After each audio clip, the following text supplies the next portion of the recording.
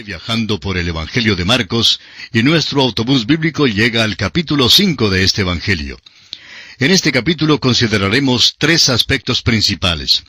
Jesús echa fuera los demonios del hombre que vivía en los sepulcros en Gadara, sana a la mujer que padecía de flujo de sangre y levanta a la hija de Jairo. Llegamos ahora a uno de los capítulos más importantes en el Evangelio según San Marcos.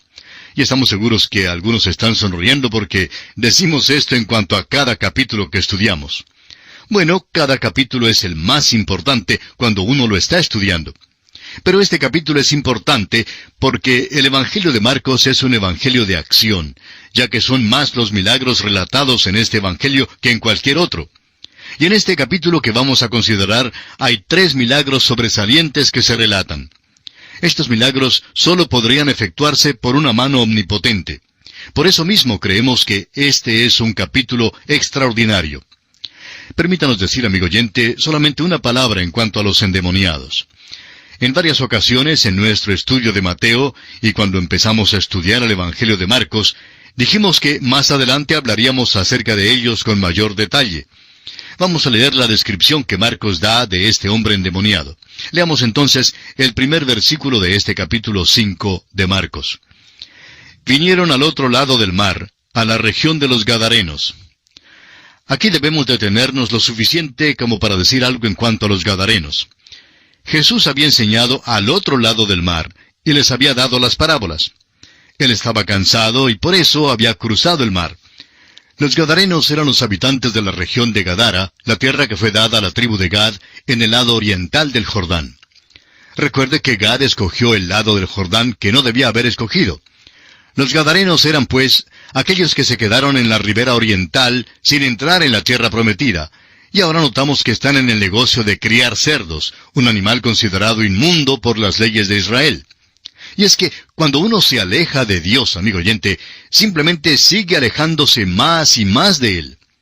Leamos ahora la primera parte del versículo 2 de este capítulo 5. Y cuando salió él de la barca, enseguida vino a su encuentro de los sepulcros un hombre. Ahora note usted que es un ser humano. Ponga mucho cuidado.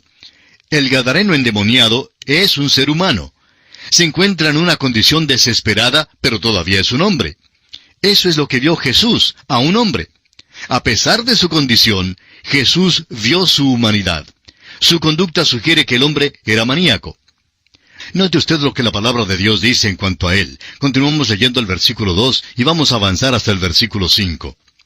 Un hombre con un espíritu inmundo, que tenía su morada en los sepulcros, y nadie podía atarle ni aun con cadenas, porque muchas veces había sido atado con grillos y cadenas, mas las cadenas habían sido hechas pedazos por él, y desmenuzados los grillos, y nadie le podía dominar.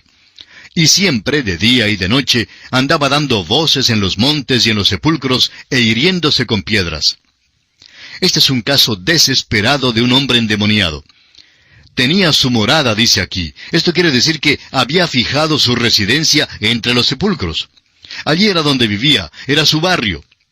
Ahora los sepulcros eran lugares inmundos. Los muertos estaban allí, y a veces los cuerpos descompuestos quedaban al descubierto.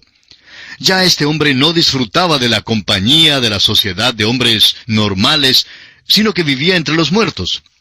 Notamos en nuestro estudio de los otros evangelios que había otro hombre, pero éste no les servía de compañero. Y siendo que los muertos no le hacían compañía, estaba solo. Sin embargo, vemos que poseía un poder sobrehumano y que no le podían atar. Aquí vemos que el hecho de que un hombre demuestre un poder sobrenatural no es prueba de que Dios se lo haya dado.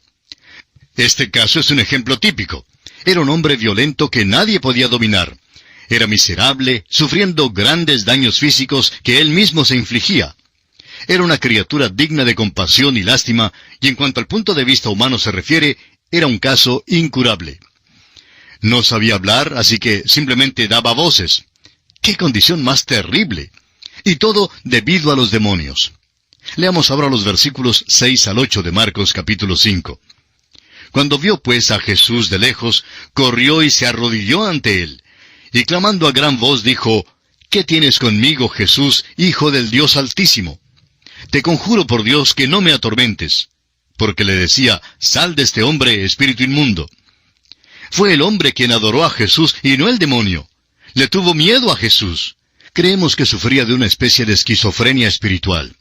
A veces era el hombre quien hablaba y a veces era el demonio. En el versículo 7 dice literalmente, ¿qué hay entre ti y mí?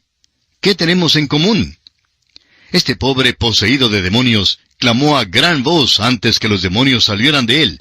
Pero veamos lo que sucedió después que Jesús le había hablado. El versículo 9 dice, y le preguntó, ¿cómo te llamas? Y respondió diciendo, Legión me llamo, porque somos muchos. La contestación de este hombre es desconcertante, pero no es un asunto de mala gramática. Es que quiere decir, me llamo, pero luego los demonios toman posesión y dicen, somos muchos. Leamos ahora los versículos 10 al 13 de Marcos 5. Y le rogaba mucho que no los enviase fuera de aquella región. Estaba allí cerca del monte un gran hato de cerdos paciendo. Y le rogaron todos los demonios diciendo, envíanos a los cerdos para que entremos en ellos.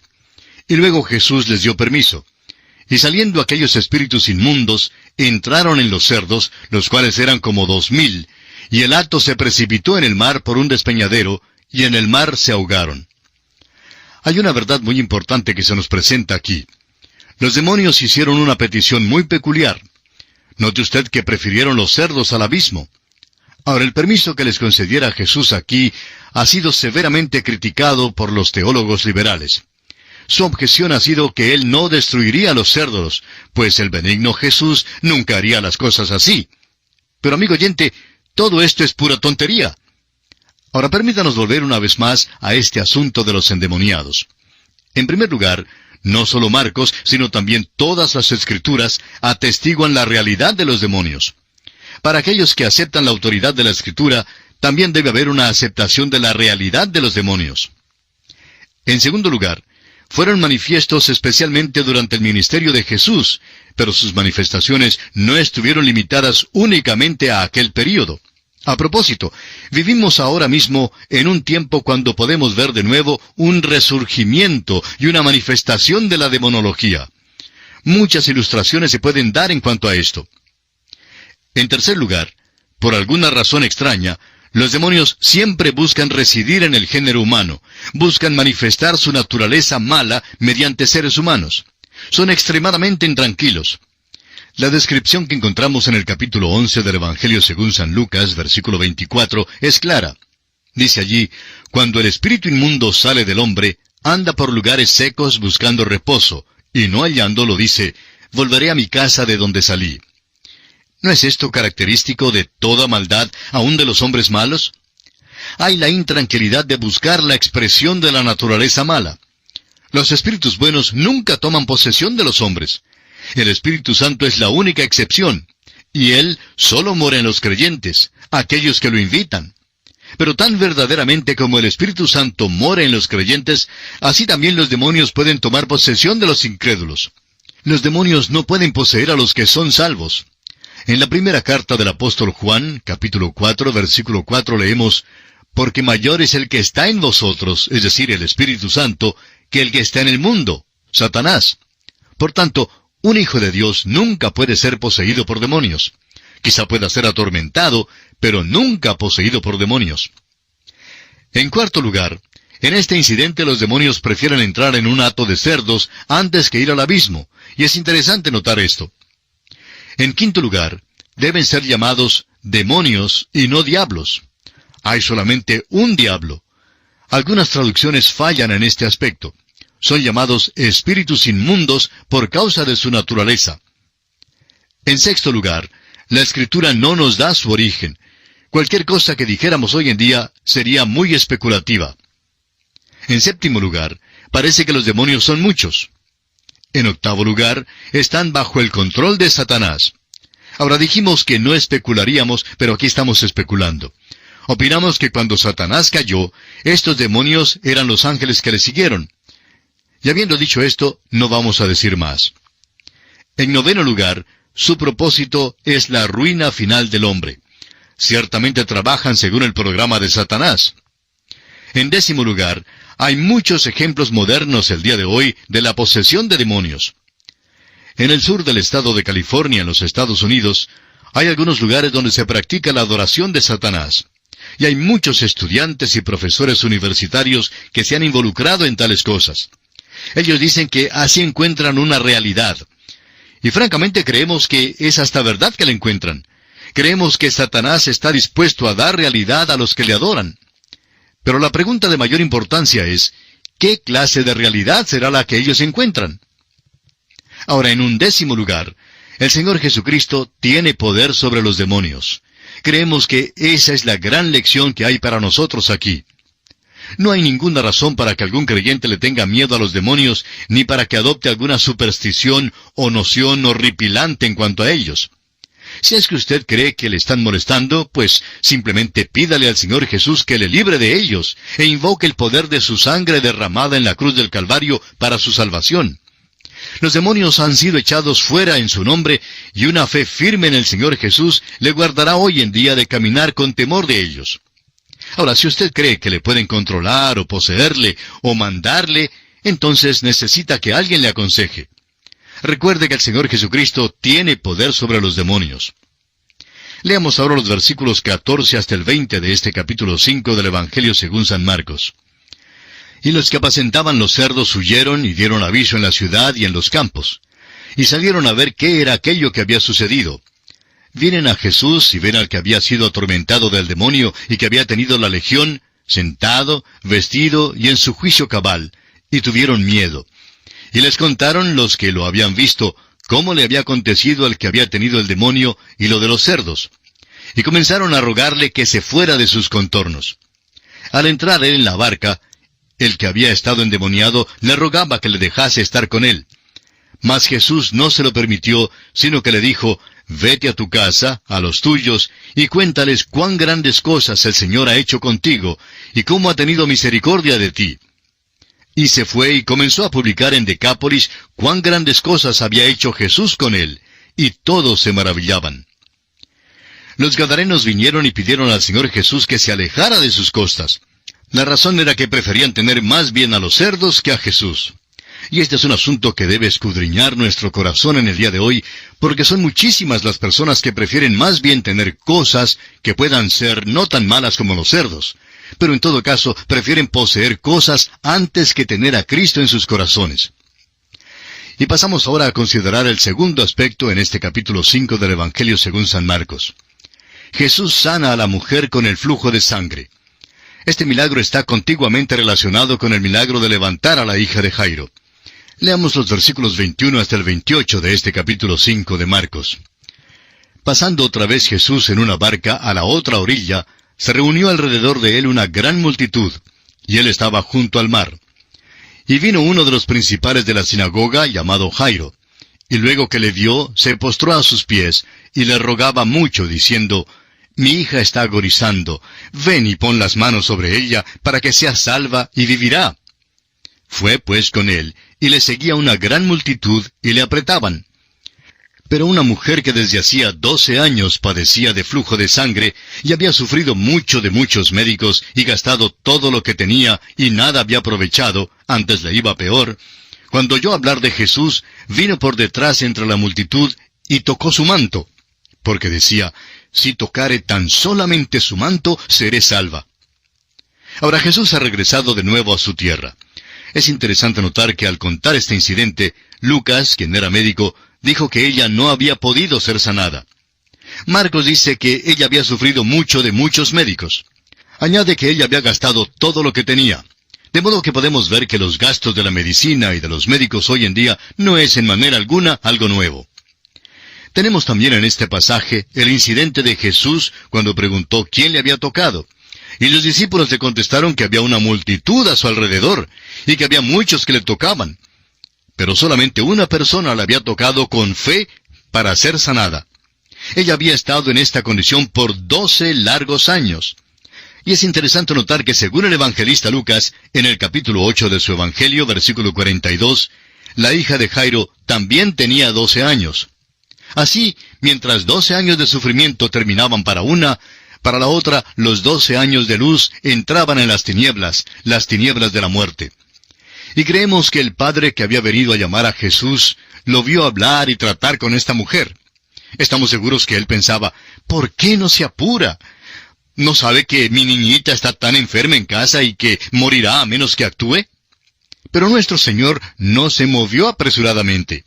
Sanó a la mujer, y mientras que trataba con ella, el siervo vino de la casa del jefe de la sinagoga y le susurró, «Deja al maestro en paz. Es inútil hablarle ahora porque la niñita está muerta». Sabiendo esto, nuestro Señor le dijo, «Cree solamente».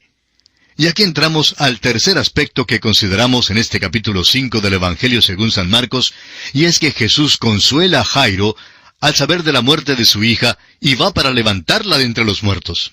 Leamos lo que sucedió, considerando los versículos 37 al 41. Y no permitió que le siguiese nadie sino Pedro, Jacobo y Juan, hermano de Jacobo. Y vino a casa del principal de la sinagoga, y vio el alboroto y a los que lloraban y lamentaban mucho. Y entrando les dijo, ¿por qué alborotáis y lloráis? La niña no está muerta, sino duerme. Y se burlaban de él. Mas él, echando fuera a todos, tomó al padre y a la madre de la niña, y a los que estaban con él, y entró donde estaba la niña. Y tomando la mano de la niña le dijo, Talita cumi, que traducido es, Niña, a ti te digo, levántate. Creemos que Talita cumi era una expresión en arameo, la que la niñita habría comprendido. Fue hablada en su lenguaje nativo, y creemos que se podría traducir como, ovejita, despiértate. Eso fue lo que le dijo él, y creemos que era una frase muy dulce. Encontramos que nuestro Señor levantó a una niñita aquí, y que antes había levantado a un hombre de edad madura en la robustez de su virilidad nueva, el hijo de la viuda de Naín, y también a un señor ya mayor de edad, o sea, a Lázaro. Levantó a todos de la misma manera, hablándoles. Creemos que esta niñita simboliza a los pequeños, aquellos pequeñitos antes de que alcancen la edad de responsabilidad. Y le habló de esta manera tan amable, ovejita, despiértate. Sabemos que ahora mismo estamos hablando a muchos que han perdido algún pequeñuelo. Es maravilloso saber que algún día Él hablará de nuevo y dirá, ovejita. Están hablando a su ovejita, amigo oyente, y le dirá, despiértate, mi ovejita. Y las tendremos de nuevo algún día. ¡Qué cosa más bella es esta! Es la manifestación del poder de Jesús. Leamos ahora los dos últimos versículos de este capítulo 5 de San Marcos, los versículos 42 y 43. Y luego la niña se levantó y andaba, pues tenía 12 años. Y se espantaron grandemente. Pero él les mandó mucho que nadie lo supiese, y dijo que se le diese de comer. ¿No es práctico esto?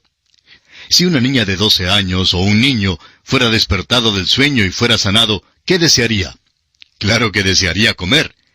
Pues les mandó que le dieran de comer a la pequeña. ¡Cuán práctico es esto y cuán maravilloso!